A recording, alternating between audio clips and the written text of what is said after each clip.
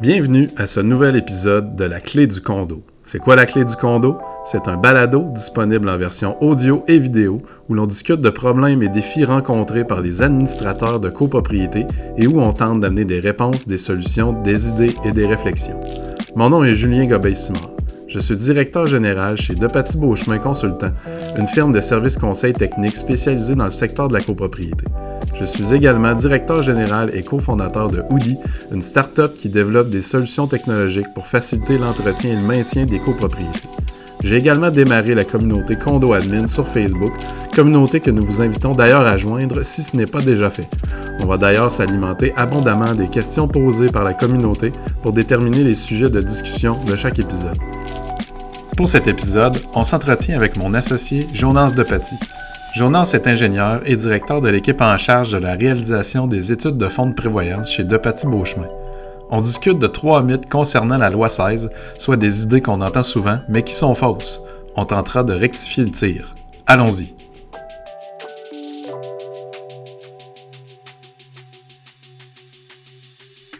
Salut Jonas. Salut Julien. Bienvenue à ce nouvel épisode de La Clé du condo. Épisode numéro 4 qu'on essaye de faire dans un format différent cette fois-ci. Hein? Ouais, c'est ça, tu me fais des signes de la montre. Donc, on a les 3 premiers épisodes du balado ont été quand même assez longs. Donc, initiative aujourd'hui pour essayer d'en faire un dans un format un peu plus court. Donc, ce qui dit court dit... 15 minutes. 15 minutes, 15-20 minutes, gros max. Dites-nous dans les commentaires si vous aimez ça, surtout ceux qui le regardez sur YouTube. Ou les gens dans Condo Admin qui visionneront ou écouteront l'épisode. Essayez de donner des commentaires à ce sujet-là. Est-ce que vous aimez mieux des formats là, plus courts comme celui qu'on s'apprête à faire sans ne plus tarder? Même contenu pareil. Oui, c'est ça. En fait, bon, ce qui est difficile, c'est que des fois, la copropriété, c'est un domaine compliqué. Fait que des fois, pour aller au fond des choses dans un sujet, faut s'élaborer un peu, mais j'avoue que des fois, on pourrait juste essayer de compresser tout ça un peu mieux. Ceci étant dit, je pense qu'on a un sujet quand même le fun aujourd'hui pour cet épisode-là, puis qui va nous permettre de faire quelque chose d'un peu plus court. Et on a appelé ça trois mythes à propos de la loi 16. On reçoit beaucoup d'appels de clients chez Depaty-Beauchemin. Puis il y a des questions qui reviennent souvent. En fait, des questions ou des fois c'est pas nécessairement des questions qui nous sont posées. C'est des fois les gens arrivent en pensant à une chose, puis ouais, c'est des présomptions. Puis nous on dit c'est pas vrai, c'est pas X, c'est Y, ou c'est pas A, c'est B. Donc 3 mythes là, qu'on veut défaire à propos de la loi 16. Je vais y aller avec un premier que je trouve hyper important. Puis ça, on l'entend beaucoup au téléphone. Je le vois aussi beaucoup dans la communauté là, sur Facebook, Condo Admin. Beaucoup de gens croient que la loi 16, on peut résumer ça par une chose, c'est-à-dire l'étude de fonds de prévoyance. Ce qui en fait, c'est même loin d'être vrai, c'est-à-dire que la loi 16, au niveau de la copropriété divise, là, parce que la loi 16, en fait, couvrait là, beaucoup de sphères de la société, de la régie du logement, qui est devenue un tribunal administratif. Bon, maintenant, en ce qui nous concerne, la copropriété divise, la loi 16 est une réforme majeure. Là. Il y a eu beaucoup de changements à apporter dans les différents articles du Code civil avec la loi 16 là, concernant la copropriété divise. Puis l'étude de fonds de prévoyance, essentiellement, est l'un des changements apportés par la loi 16, mais il y en a vraiment beaucoup. Qui plus est, puis ça va être notre deuxième point, l'étude de fonds de prévoyance, ce n'est même pas une obligation qui est en vigueur à l'heure actuelle. Il y a beaucoup de changements de la loi 16 qui sont en vigueur depuis janvier 2020 et auxquels s'intéressent malheureusement trop peu d'administrateurs de copropriété et de copropriétaires aussi, parce qu'il y a aussi des nouveaux droits pour les copropriétaires. Donc, on vous recommande de vraiment vous informer par rapport à l'ensemble des changements qu'ont apporté la loi 16. Vous pouvez aller sur le site web de Depaty-Beauchemin. Il y a une page réservée à la loi 16 qui résume la plupart des changements. Vous pouvez consulter, le RGCQ a fait un excellent guide au sujet là, de la loi 16, je le recommande à tout le monde, donc allez consulter ce guide-là. Il y a des formations qui existent si vous voulez aller plus loin. Nous-mêmes, on donne la formation au Cégep de Beauce-Appalaches à ce sujet-là, donc faire le tour là, de l'ensemble des changements de la loi 16. Donc, l'étude de fonds de prévoyance, c'est vraiment un des changements de la loi 16. Il y en a beaucoup d'autres. Donc, intéressez-vous à l'ensemble de ces changements-là qui peuvent concerner les parties communes à usage restreint, qui concernent même certains éléments de transparence. Ouais, c'est ça, l'attestation sur l'état de la copropriété à remettre au promettant acheteur, envoyer les procès-verbaux d'assemblée de réunion du conseil d'administration dans les 30 jours suivant la tenue d'une réunion, ou du moins là, la prise de certaines décisions. Pourcentage de vote en présence sur les Oui, effectivement. Pourcentage de votes qui ont été modifiés, là, il y a certains éléments qui faisaient l'objet d'un vote à ce qu'on appelle le double majorité qui est passé à majorité renforcée. Donc, somme toute, c'est plus facile là, d'avoir les pourcentages adéquats pour ces types de votes-là. Bref, intéressez-vous à l'ensemble des changements, pas juste l'étude de fonds de prévoyance. La loi 16, c'est beaucoup plus que l'étude de fonds de prévoyance. Le message est passé. Le message est passé. On espère qu'il va être reçu. Deuxième chose qu'on entend souvent, Jonas, les gens qui croient que l'étude de fonds de prévoyance, c'est obligatoire depuis l'adoption de la loi, donc obligatoire depuis janvier 2020. Mauvaise réponse. Mauvaise réponse. Donc, c'est vrai qu'il y a beaucoup qui appellent en panique. OK, ça me prend une étude de fonds de prévoyance d'ici décembre. C'est pas le cas. L'étude de fonds de prévoyance, si on regarde dans le Code civil, on la voit pas. Là, l'obligation de la faire aux 5 ans, c'est vrai qu'on revient puis qu'on répète. C'est même pas en vigueur dans le Code civil. On parle de contribution au fonds de prévoyance qui va changer, qui vont tomber en vigueur quand le règlement va sortir. Donc, ce qu'il faut retenir, c'est que l'étude de fonds de prévoyance va être obligatoire lorsque le règlement va sortir, puis ils vont vous permettre un délai de 3 ans jusqu'à l'obtention de la première étude de fonds de prévoyance. Ouais, en fait, la date limite. Date limite pour avoir une première étude, c'est 3 ans suivant l'adoption du règlement. Bon. Puis ce règlement-là, on l'attend. En fait, ça fait longtemps qu'on l'espère, c'est ça. En fait, si vous allez voir sur la page du ministère de l'Habitation là, qui porte sur les changements de la loi 16 là, pour la copropriété divise, je pense qu'encore en date d'aujourd'hui, ça dit que selon les prévisions, on devrait l'avoir avant la fin de 2021. Puis ces écrits-là n'ont pas été modifiés dans la dernière année. Début 2022, probablement. Ouais, c'est ça. Nous autres, les échos qu'on a, là, c'est que ça va plus être... ça va plus être première moitié de 2022, ce qui essentiellement donnerait jusqu'en 2025 pour faire la première étude. Ceux qui le font, fait que ceux qui l'avaient fait déjà, vous êtes prévoyants. C'est ça, vous êtes prévoyant, vous êtes proactif, il y a plein de bonnes raisons de prendre l'avance, là, ne serait-ce que de commencer déjà son renflouement si on sait qu'on est en retard. D'ailleurs, on a écrit aussi des articles à ce sujet-là, là, c'est quoi des bonnes raisons de faire l'étude avant que ça soit obligatoire. Il y en a des bonnes, il y en a des mauvaises aussi, là, c'est vraiment propre à chaque situation. Ceci dit, ceux qui le font aujourd'hui sont avant le temps. Sont prévoyants, c'est probablement motivé par d'excellentes raisons. Mais en fait, moi, ce qui me surprend, c'est de voir à quel point, tu sais, souvent, les gens qui nous appellent, on n'est pas les premiers qui ont appelé, puis bon, sont dans une dynamique où ils demandent des offres de services à beaucoup de monde ou à beaucoup de firmes. Puis là, on sent qu'il y a comme un sentiment d'urgence. Là. Pouvez-vous faire ça avant Noël? Pouvez-vous faire ça dans les 3 prochains mois?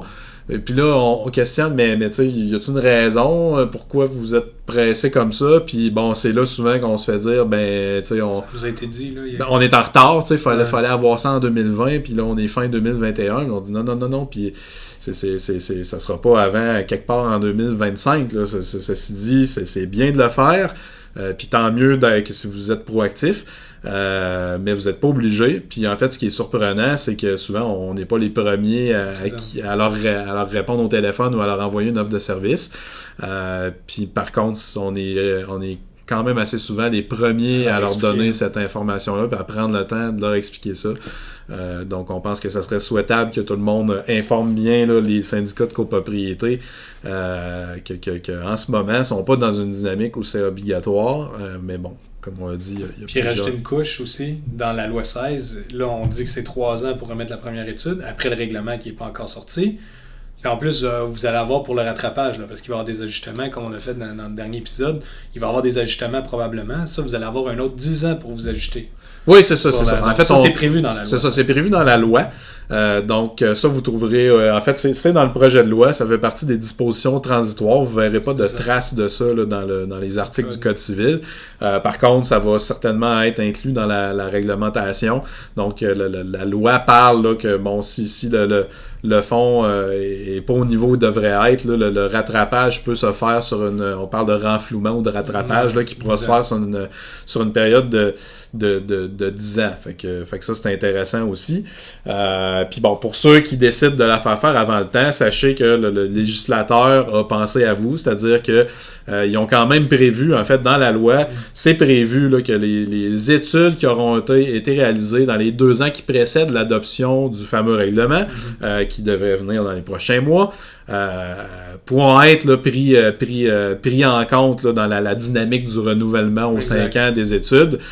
Puis, vous ne serez pas obligé de refaire votre étude. C'est ça, vous ne serez pas obligé de refaire votre étude. Puis bon, pour ceux qui s'inquiètent, il y en a beaucoup qui disent mais là, c'est pas sûr que notre étude, est-ce qu'elle va être conforme, est-ce qu'elle va être reconnue par le gouvernement? Tu sais, si le gouvernement avait voulu pénaliser les gens proactifs, il n'aurait pas mis cette disposition-là dans le projet de loi. Là. C'est spécifiquement fait pour récompenser les gens qui se prennent d'avance. Idéalement, on n'aurait pas besoin de loi, puis tout le monde aurait fait cet exercice-là d'évaluer les besoins de l'immeuble à long terme pour les réparations puis les remplacements au niveau des parties communes. Donc, faut certainement voir d'un bon œil ceux qui décident d'embaucher des professionnels pour les aider à évaluer ces besoins-là. Donc, le législateur n'a pas intégré cette disposition-là pour mettre des bâtons dans les roues à ceux qui prennent l'avance, bien au contraire. Donc, soyez pas inquiets. Les requis là, pour que votre étude soit reconnue par la réglementation risque fort d'être relativement simple. Bon, on n'a pas une boule de cristal, mais c'est pas impossible que ça soit quelque chose du genre si elle a été réalisée par un des professionnels que le règlement reconnaît, c'est correct. On en vient justement à notre 3e mythe, cette fameuse liste de professionnels. Julien, est-ce qu'il y a une liste qui existe? Non, c'est ça. C'est ça. En fait, la loi prévoit que l'étude devra être réalisée par un professionnel, puis que c'est vraiment ce fameux règlement qu'on attend dans les prochains mois qui va pouvoir déterminer les professionnels qui sont autorisés, là, aptes à réaliser une étude de fonds de prévoyance. Là, quand on reçoit des appels, on se fait poser toutes sortes de questions. Pouvez-vous me donner le lien vers la liste des entreprises qui ont le droit de faire des études? Pouvez-vous m'envoyer la liste des professionnels qui sont accrédités? Allez-vous être sur la liste de ceux qui ont... Bon, la formulation de la question varie, mais il y a beaucoup de gens qui semblent avoir une attente à ce que le gouvernement sorte une liste d'entreprises qui peuvent faire des études de fonds de prévoyance. Ce n'est pas ce que dit la loi, ce n'est pas ce que dira le règlement. Ce que la loi prévoit, c'est que le règlement va nommer des ordres professionnels. Donc, les ordres professionnels au Québec, il y en a des dizaines. Donc, le règlement va nommer les ordres professionnels dont les membres sont autorisés à réaliser une étude de fonds de prévoyance. Bon, Jonas, t'es ingénieur, donc t'es un professionnel, t'es membre de l'Ordre des ingénieurs du Québec. Selon toi, quels sont les ordres professionnels qui seront mandatés par ce fameux règlement là, dans les prochains mois à réaliser des études de fonds de prévoyance? Il faut que ce soit un professionnel du bâtiment. Fait qu'on se fera pas de cachette, il n'y en a pas 50. Là. Un chimiste, même s'il fait partie de l'Ordre des chimistes, difficilement capable de faire une étude de fonds de prévoyance.